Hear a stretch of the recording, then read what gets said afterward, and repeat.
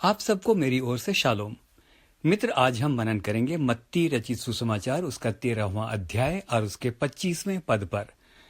मित्र, यह बहुत ही महत्वपूर्ण पद है जिस पर हमें अवश्य ही गहराई से मनन करना चाहिए। तो आइए अब चलते हैं आज के मनन में। यहाँ इस प्रकार से लिखा है, पर जब लोग सो रहे थे तो बैरी आकर गेहूं के बीच जंगली दाने बोकर चला गया। यहाँ ध्यान दीजिएगा मित्रों, कहीं कहीं कुछ अनुवादों में जंगली दाने को कड़वे दाने भी कहा गया है। यह एक दृष्टांत है जो यीशु मसीह के द्वारा दिया गया है। यह पूरा वृतांत हमें मत्ती रचित सुसमाचार उसके 13वें अध्याय और उसके 24 से 30 के अंदर मिलता है। आपसे अनुरोध है मित्र कि यदि अनुग्रह लघु मनन को सुनते समय आप अपनी बाइबल भी साथ में रखें तो आपको और भी ज्यादा अच्छा लगेगा। आइए अब बात करते हैं इस दृष्टांत की। इस दृष्टांत में यीशु ने एक किसान के बारे में बताया है जिसने अपने खेत में अच्छा बीज बोया। ध्यान से सुनिए, अच्छा बीज बोया यानी जाहिर है कि उस किसान ने बहुत अच्छी तैयारी की होगी। अच्छी तरह से खेत को जोता होगा, खरपतवार को साफ किया होगा और फिर बीज बोया होगा। यानी निष्कर्ष ये निकलता है कि वह एक मेहनती किसान था जिसने सब कुछ अच्छा ही किया। यहां तक तो सब ठीक है, लेकिन मित्र इसके आगे थोड़ी गड़बड़ हो गई।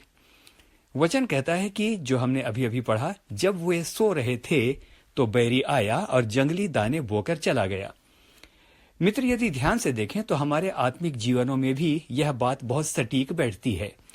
हम अपने मनों में अच्छा वचन का बीज बोते तो हैं, प्रार्थना के साथ उसको सींचते हैं, अपने मनों का खेत बिल्कुल सही ढंग से तैयार करते हैं, लेकिन हमारे थोड़ा सा भी लापरवाह होने का लाभ शैतान उठाता है और वह हमारे मन के खेत में जंगली या कड़वा बीज बोकर चला जाता है। लेकिन सवाल उठता है कि यह बैरी आता कहां से है जो हमारे सोते ही तुरंत जंगली बीज बोकर चला जाता है। हम सोते हैं और वो तुरंत ही आकर जंगली बीज बोकर चला जाता है, यानी आसपास ही होगा। तो ये कहां से आता है? उत्पत्ति 4 और उसके 7 में वचन बताता है कि पाप द्वार पर ही छिपा रहता है।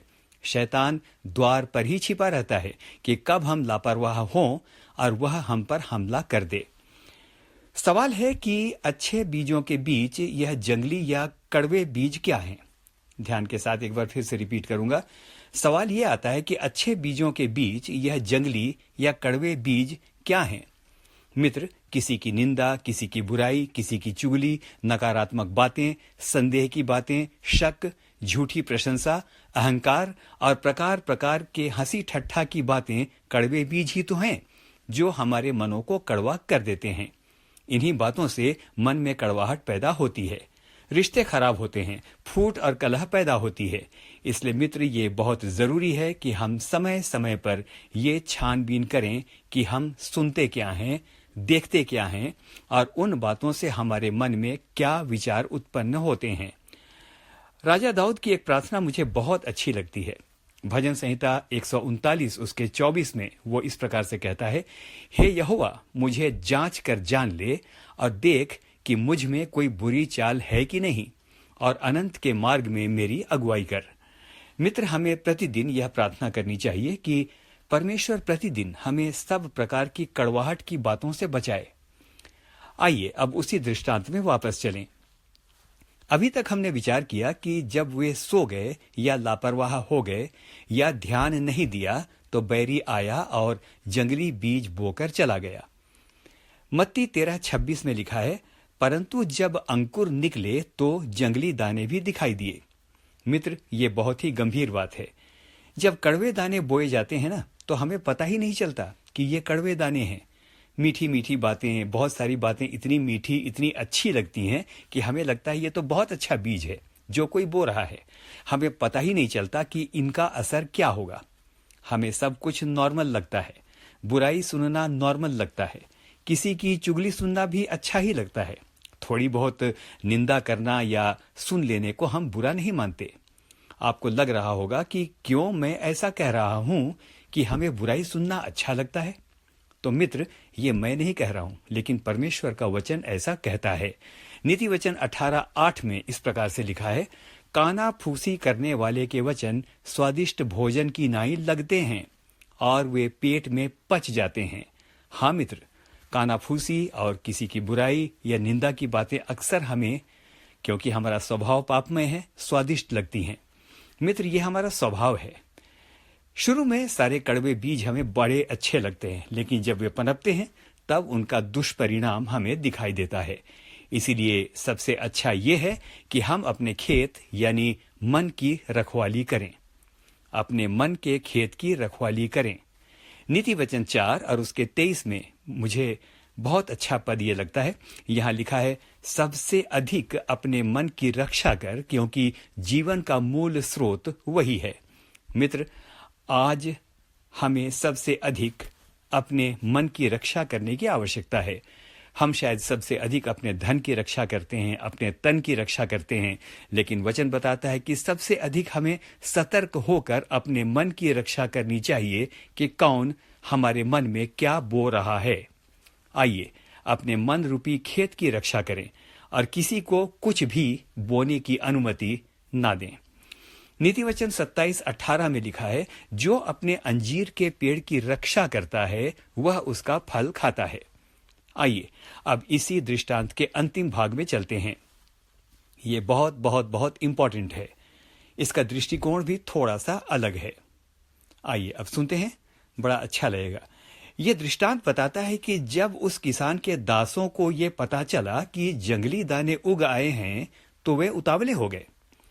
मत्ती 13 उसके 28 में लिखा है, दास जितने थे सारे दास बड़ी उतावली से अपने स्वामी के पास गए और उन्होंने स्वामी से कहा, क्या तेरी इच्छा है कि हम जाकर उन्हें उखाड़ लें? 29वें पद में स्वामी ने, सुनिए कि अपने दासों को क्या कहा। उसने कहा, ऐसा ना करो, ऐसा ना हो कि जंगली दानों के साथ तुम गेहूं भी उखाड़ लो। 30वां पद कहता है, स्वामी ने कहा, कटनी तक दोनों को एक साथ बढ़ने दो।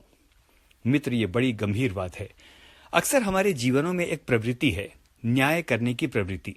ये ठीक नहीं है, वो ठीक नहीं है, उसे उखाड़ दो, ये उखड़ता क्यों नहीं। हम दिन भर दूसरों के खेतों के कड़वे दानों को देखते रहते हैं।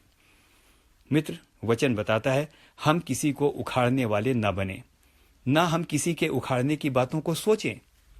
हम किसी का न्याय करने वाले ना बने। हम कभी उतावले ना हो कि कुछ जंगली दाने क्यों नहीं उखड़ रहे। मित्र, धीरज रखिए। प्रभु जानता है कि उन कड़वे दानों के साथ जो हमारे जीवनों के अंदर कड़वाहट को भरते हैं, क्या करना है, उन्हें कब उखाड़ना है या नहीं उखाड़ना है। हमारे लिए सबसे बेहतर ये है कि हम ध्यान दें कि कोई हमारे खेत में कड़वा बीज ना बोने पाए। एक छोटी सी बात से अंत करता हूं। किसी ने बड़ा अच्छा कहा है, हम कौओं को अपने सर में मंडराने से रोक नहीं सकते, लेकिन उन्हें अपने सर में घोंसला बनाने से रोक सकते हैं। रिपीट करूंगा, हम कौओं को अपने सर में या सर के ऊपर मंडराने से रोक नहीं सकते, लेकिन उन्हें अपने सर में घोंसला बनाने से रोक सकते हैं। आइए उन लोगों को रोकें जो हमारे मनों में कड़वे दानों को बोते हैं। हम में से हर एक को परमेश्वर बहुतायत के साथ आशीष दे, क्योंकि लिखा है, जो ना किसी की निंदा करता और ना सुनता वही यहोवा के पवित्र पर्वत पर वास करने पाएगा। हम में से हर एक को परमेश्वर बहुतायत के साथ आशीष दे। आमीन और फिर से आमीन। मैं एक बार फिर से कहूंगा कि बहुतायत के साथ इस वचन को लोगों के साथ शेयर करें। आपको प्रभु आशीष दे। आमीन।